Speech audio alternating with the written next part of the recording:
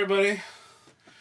We got this God's greatest idiot here, and this asshat over here to do your movie grades review of Deadpool.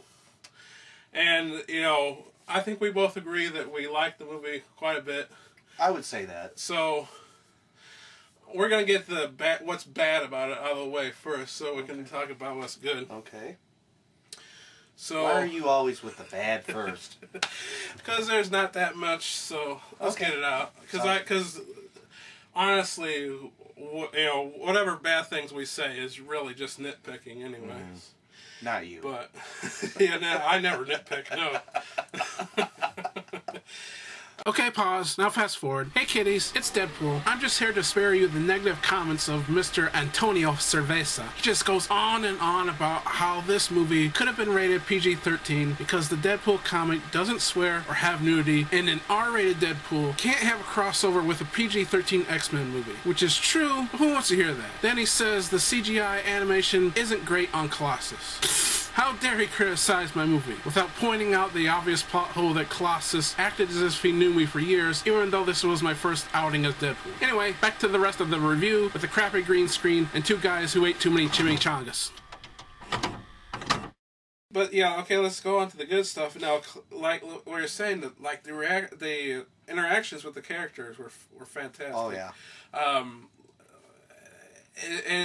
Colossus was really playing up like the Boy Scout, like he was kind of like in Captain America and the Avengers. There's one point where he told Deadpool to watch his language. Yeah. And there's that was funny. Watch your own language, and hearing him say it in Russian was funny. It was cool. And he was like, they really kept that up through the whole movie because like he was fighting the other girl, another obscure character, Angel Dust.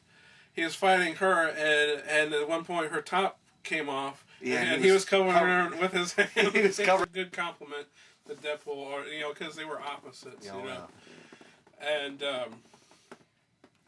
then his interaction with Negasonic Teenage Warhead, you know, Colossus was kind of like the mentor to her. If you're wondering what that noise is, that's me. I farted in this review. Tee. And Deadpool was like, he was trying to win her over, kind of, because he was calling her the angsty teen girl, you know. Yeah. And at the end of the movie, she's like, all right, you're cool, you know. Yeah. The whole movie, he was trying to get her to say he was cool. Yeah. She finally did. You know, the one part I really particularly liked is like when. I think that you said that Angel Dust was the bad Dust, character. Bad girl. When she like basically hit Colossus. Yeah. And then he's like, "Wow, I brought her," and then she's on her phone like he's like, "Oh, well, you got to post it on Twitter first, huh?" She's sitting there doing that, and then she does what she does. Another funny part with Colossus and Deadpool is when Deadpool hit him. Broke his hand. Hit him with the other end. Broke his hand. He pushed him. In the balls. And he broke his hand. Broke his legs trying to kick him. Yeah. And he's sitting there like this. It was funny. He's like, "Oh, that was a bad mistake," or you know, it was just that part was pretty funny. A lot of the movie was funny actually. He's like, he hits him and it's like, "Oh, Canada." Yeah, and then he cuts his hand off, and then he leaves it as his middle finger. He gives him the middle finger. Yeah, it was funny. All those things were good. I think I liked the bartender. I think I don't know what his name was. Weasel. Yeah. He was great. Yeah, he was him and Ryan Reynolds. Yeah, interaction was really good. So good. Yeah. Yeah. My favorite part was towards the end. And he's getting all his weapons together, and he's like, "Man, I wish I could go with you, but I don't want to."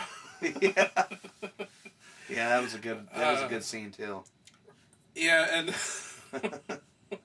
and you know, and then like the cameos. You know, I said that this is the best Stan Lee cameo. Oh yeah, ever. It is by far out of any of the Marvel movies, and he's been in every one of them. Made a cameo. Yeah. this one by far was the funniest. Yeah. I mean, he was like Hugh Hefner in one, you know, and then, but this one was. Yeah, he was the DJ at the strip club. Yeah, DJ at the strip club. And he's like, "You want some loving? $200 for 1 hour." I mean, it was just funny. There's actually a cameo by Deadpool's creator, Rob Liefeld.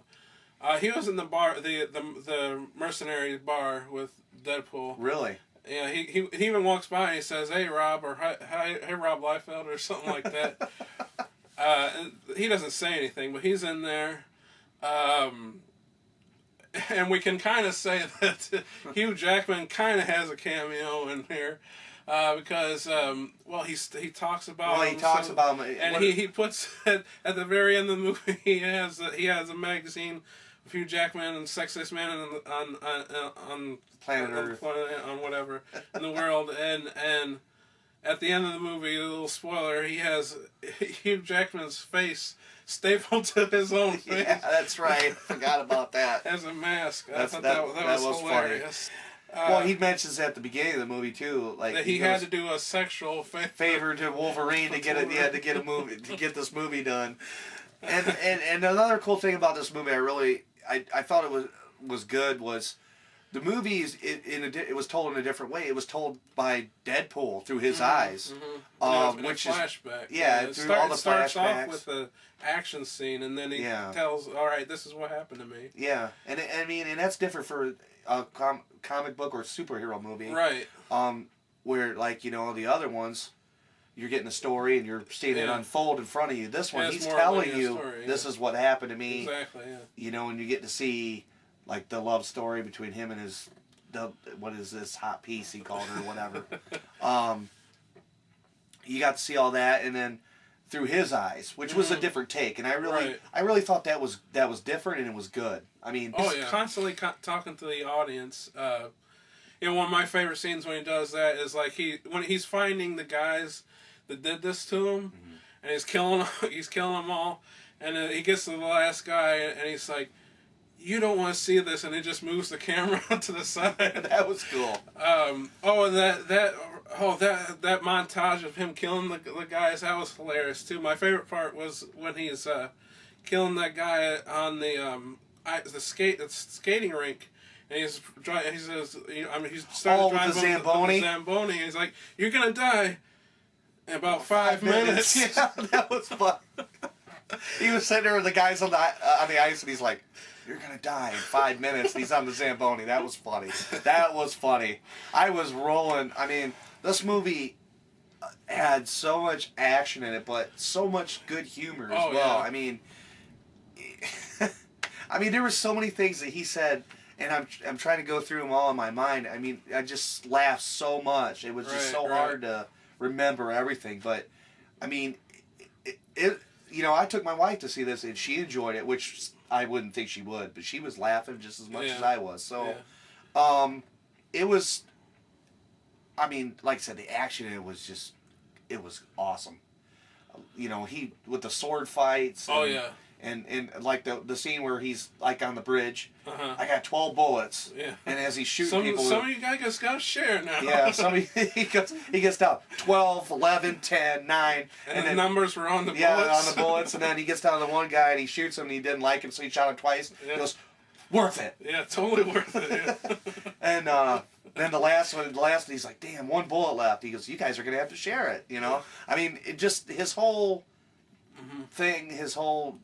Moniker and all that was, I mean, Ryan Reynolds did such a great job. I mean, this character was made for him. I mean, he was born for this part. He is definitely. I mean, his just wise. I want to say wise ass cracks. He was.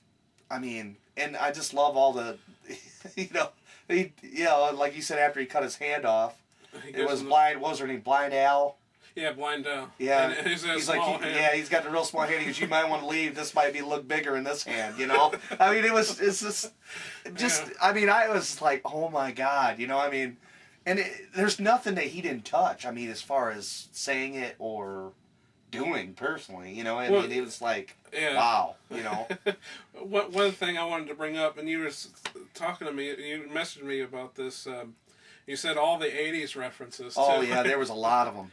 I love the when he's first dating the girl and they're playing skee ball, and he turns in all those tickets and he gets the Voltron ring. The Voltron ring, just 5 lions become one big robot. You know, that was awesome. And then he had you know, all the stuff in his apartment. There was a lot of '80s references there. His prized possession was a Wham album. A Wham vinyl record. And there was some other things too. I mean, speaking of prized possessions, they showed the actual Deadpool doll from X-Men Origins. Yeah, that's right. That was in there too. Go ahead. Yeah, I remember. He's like, look at this guy, and he was making fun of it. Yeah. And he made fun of the Green Lantern stuff too, more than once. Yeah.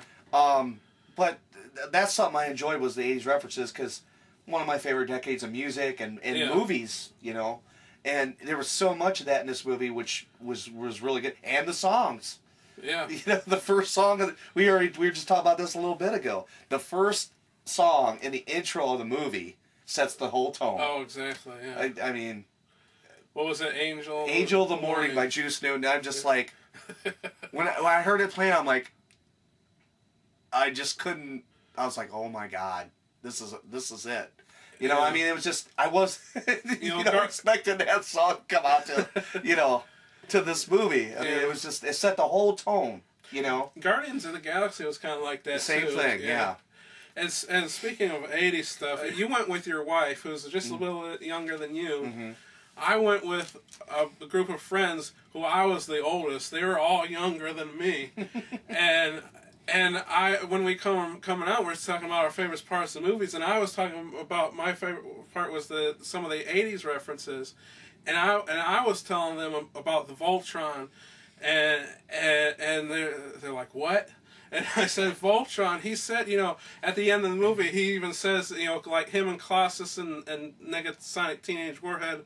It's like the three of us together was like lions. The three lions coming to as one. Yeah. And Negasonic Teenage Warhead's like, what are you talking about? So me with my friends were just like him and Negasonic Teenage Warhead. They're like, what are you talking about? And I was like, my wife, she didn't know.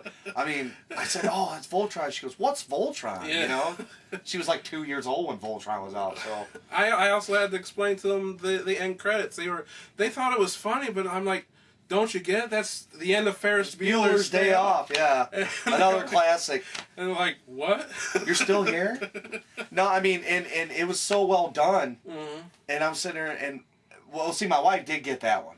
Oh, okay. But I was sitting there and I'm like, this looks like Ferris Bueller's Day Off. And then he pokes his head out. You're still here? And I'm like, oh my God, And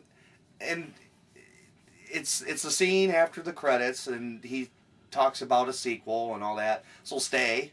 Yeah. Obviously. Who doesn't know that by this point? Yeah. It's probably all over the internet. Yeah, like I said, like we were saying, all those '80s references were good, and he was on top of all. I mean, the Voltron thing, and then the Wham, and then there was a bunch of them in there. I mean, you probably watched it several times, like, oh my God, I didn't notice it. Yeah, and like a couple others is like when he's talking to Negasonic Teenage Warhead, he's calling her Sinead O'Connor. Sinead O'Connor. And he's calling her Ripley from Alien 3. Yeah. And she didn't get it. She didn't get it, yeah. He said Sinead O'Connor, I started busting up laughing. He's like, nothing compares to you, Sinead. Remember he said that to her? For those of you who don't know, that was a song by her. It was... one of the great reference is like fourth wall breaking is like when he goes to the X Mansion and he shows up and they're there and he's like, how come you are the only two here? It's like almost like the movie studio couldn't afford more X-Men in the movie. He says, yeah, it gets blown up every 3 movies or something. Yeah. Did he say something like that? Yeah. The mansion gets blown up every 3 movies. Your final thoughts and final grades, sir? Well, the movie was very entertaining. A lot of humor, a lot of action. If you like those things, a lot of wisecracking, which the humor that was the humor.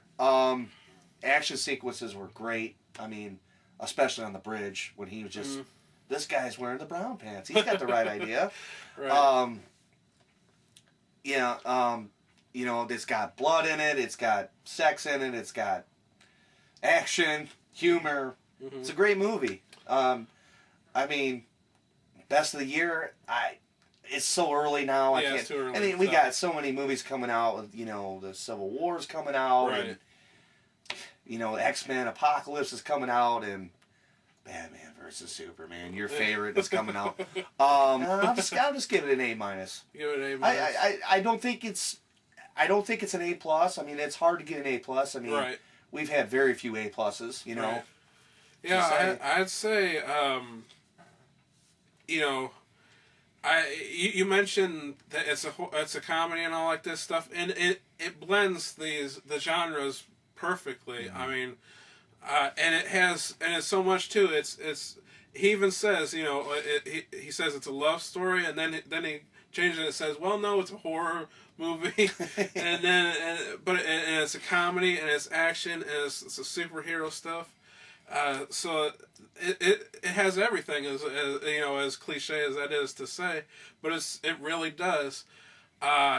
It's not a movie to take your kids to see, like you've said. So it is definitely for adults. So I'm gonna give it a better grade than you. Actually, I'm gonna give it an A. I'm not gonna give it an A plus. It's not quite there, but everything else is great. I mean, and this might seem like a minor point, but it's kind of important to me that his costume is nearly 99% accurate to the comics. That means a lot, though. Yeah. And as far as the character goes, because we've discussed this with other superhero movies like Superman. Yeah.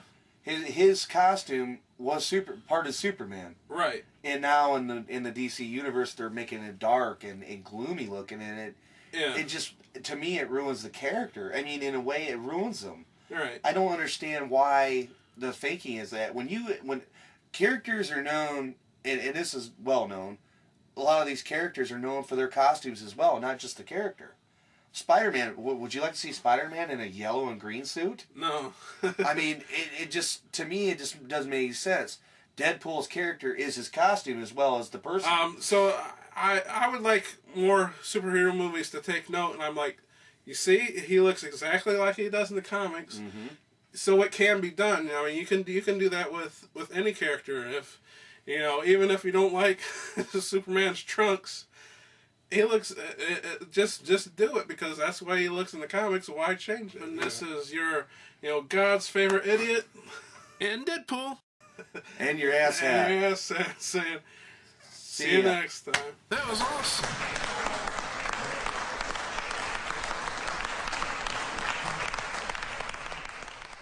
Toxic Pop has a new Facebook page.